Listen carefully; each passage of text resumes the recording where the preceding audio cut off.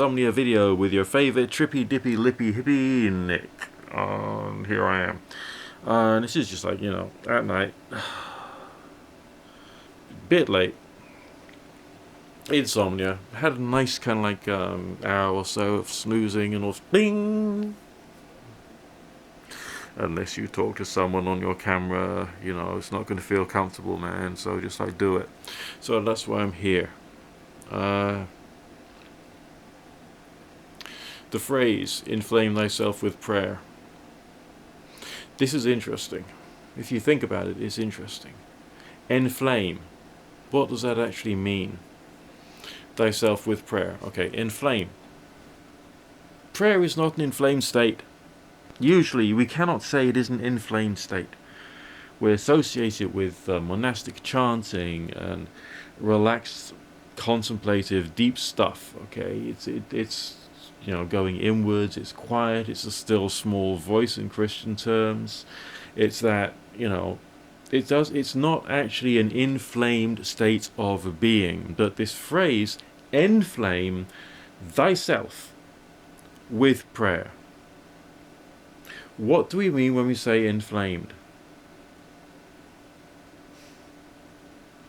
I mean, think about it. People would, you naturally assume like the sort of like the guy doing his best magician's voice on some low budget movie on the Legend Channel late at night. You would imagine something aggressive like the Pentecostalists. Yeah, we have the power. No, because if that was the case, and if this was a real force, then people who are doing that would be passing the Red Sea every second of the day just for a laugh. They would be doing miracles all the time, and it would be boom, boom, boom, boom, boom. If that's what it was, just shouty, aggressive, loud theatricals, no, that can't be it. So what are we talking about here? It's got to be the state of prayer. The word prayer has been used. There's only a certain number of definitions as to how that, could be or what that could mean. Okay, there's different types, but to the most part, we understand that we've got a good mental image of it. So what is the inflamed bit? Well, that's where we get weird. Because it's not the kind of understanding of inflamed that we have as normal, conscious, secular individuals walking around like the primitive little stupid monkeys that we are. No. It is the spiritual state. There's a certain state you get in through prayer in which there is, in Christian terms, the indwelling of the Holy Spirit. The energy field changes in its nature, and it feels like you have flames of fire coming out of you, or spikes of your aura, or something. It's that whole.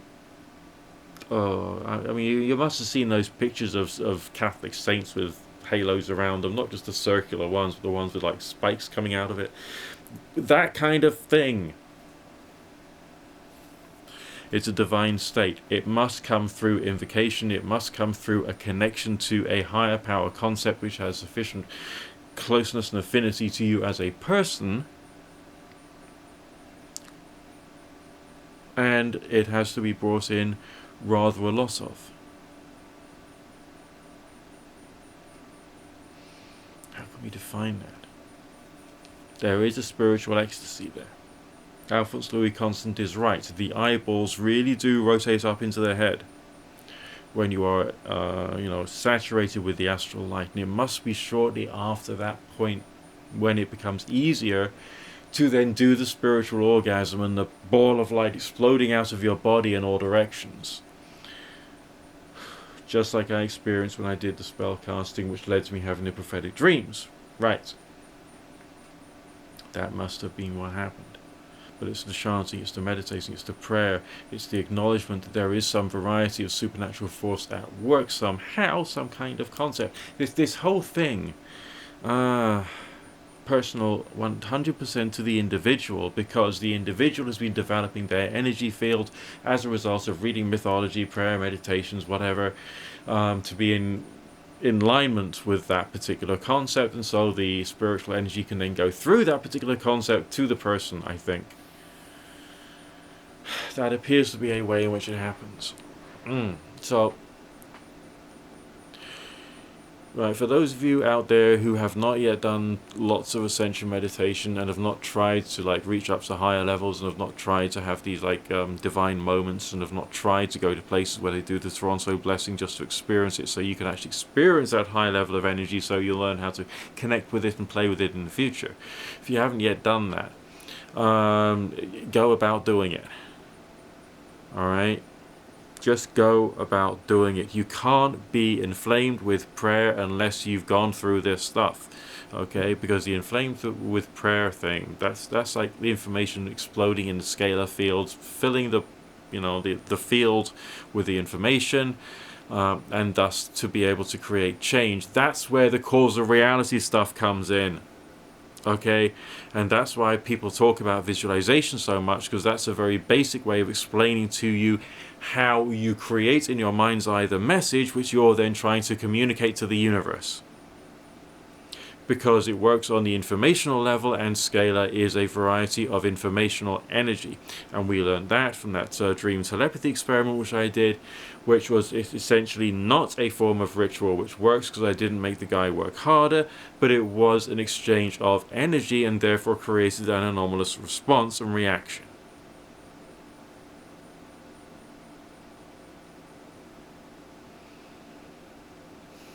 Yeah. That's it. That's what you've been needing to know. And I don't think anyone's told you that yet. Not in these terms, anyway. I mean, the information was there. It's written within the writings of Aleister Crowley. It's alluded to, well, it's written quite well in the writings of Charles Gosmanio. Although he's also written a lot of other silly stuff, and he uses the phrase "it works" rather a lot, and that really upsets me. And why he hasn't got rid of Stokenchurch yet? Come on. I'll speak to you shortly.